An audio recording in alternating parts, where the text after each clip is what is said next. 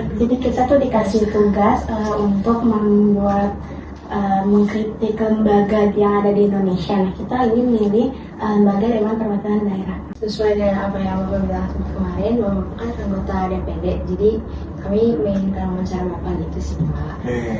Tapi untuk jabatannya seperti apa? Saya tenaga ahli DPD. Tenaga ahli. Saya catat ya Bapak. Langsung aja. Oke, baik. Kita langsung ke pertanyaan pertama ya Pak. Menurut Bapak sendiri, apakah kewenangan DPD saat ini sudah cukup untuk mewakili kepentingan daerah kita? Cukup atau tidak? Kalau sebagai orang yang bekerja di sana tentu belum. Karena DPD sendiri seperti kalian ketahui tidak punya hak untuk melakukan pengesahan terhadap RUU yang dia kerjakan. Yang pertama. Nah, karena tidak ada kewenangan itu, jadinya ya DPD seperti lower parlemen atau soft bicameral. Jadi dia hanya bisa sifatnya memberikan rekomendasi saja, baik itu RUU, baik itu tugas pengawasan dan lain-lain, sehingga butuh penguatan terhadap kewenangan dari DPD itu.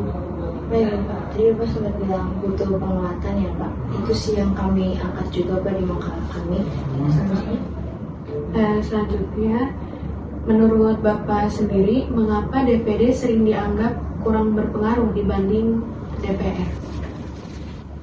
Ya, yang jelas pertama karena dalam Undang-Undang Dasar DPD tidak punya kewenangan untuk mengesahkan sebuah rancangan undang-undang, tapi dia harus ikut memberikan rekomendasi dalam rapat tripartit bersama DPR dan pemerintah pusat, dalam hal ini Presiden. Tidak bisa disahkan sebuah undang-undang tanpa DPD sebelum memberikan rekomendasi. Tapi prakteknya seringkali hal itu dilewatkan. Nah, jadi apa yang sudah disahkan di dalam konstitusi seringkali tidak sesuai dengan prakteknya.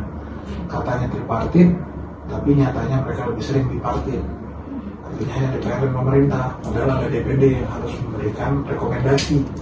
Karena DPD tidak punya hak veto untuk membatalkan sebuah rancangan undang-undang dari DPR ataupun pemerintah.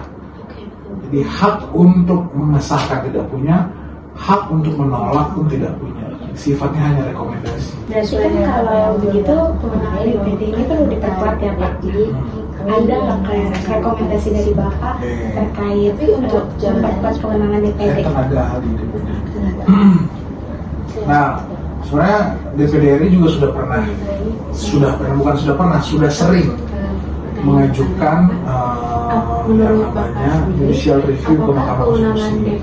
Dan putusan terakhir adalah mengenai, saya lupa, tahun 2012 soal kewenangannya mengenai pengawasan.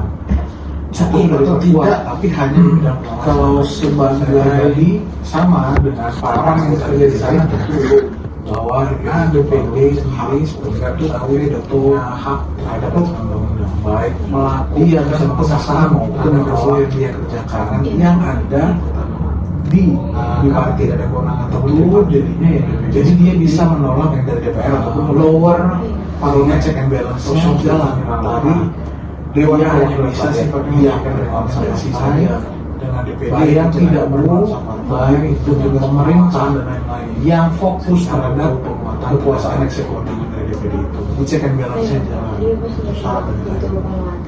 Tapi kira-kira kalau misalkan DPD ini dihilangkan itu bakal merusak perlembagaan apa tidak sendiri? Mengapa DPD kalau DPD dihilangkan tentunya harus lewat amandemen dulu nih. Ya, jadi situasinya sangat panjang di Undang-Undang Dasar. DPD tidak punya kewenangan. Ini akan menjadi kesulitan pertama. Kesulitan kedua, kalau DPD sudah harus ikut memberikan rekomendasi dalam gagasan awal amandemen sama DPR diinisiasi oleh masyarakat daerah. Indonesia merdeka karena masyarakat daerah. Tidak bisa disahkan masyarakat daerah. DPD diwakili oleh orang-orang atau tokoh-tokoh adat yang ada, tapi prakteknya seringkali pemimpin di daerah. Sebelum ada negara Indonesia, harus disahkan di dalam konstitusi, seringkali tidak sesuai. Kerajaan sultan-sultan itu orang-orang yang partit, mereka lah yang menggabungkan sampai Indonesia merdeka. Which is kalau mereka yang sudah susah payah mengamandemen hingga DPR siap, karena DPD tidak punya hak veto mana aspirasi masyarakat dalam sebuah rancangan misalnya dari DPR ataupun sehingga keterwakilan nanti hanya bermasyarakat tidak punya hak untuk menolak pun tidak, yang ada di sifatnya hanya yang menjadi presiden adalah orang politik. Harusnya yang menjadi penyeimbang adalah DPD sebagai orang yang di luar partai politik. Jadi Bapak sempat bilang fungsi pengawasan ya Pak yang ditambah. Kalau menurut Bapak efektivitas fungsi pengawasan DPD sekarang itu seperti apa Pak? Kenapa? Efektivitas fungsi pengawasan DPD yang tadi Bapak.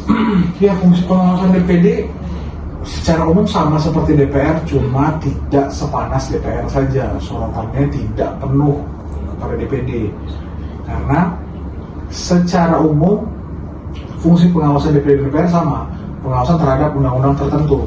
Tapi undang-undang yang bisa diawasi DPD itu terbatas sesuai dengan pasal 22D Undang-Undang Dasar 1945 bahwa hanya bisa soal ekonomi makro, soal pendidikan, agama, dan sumber daya ekonomi lainnya. Itu kan sangat terbatas.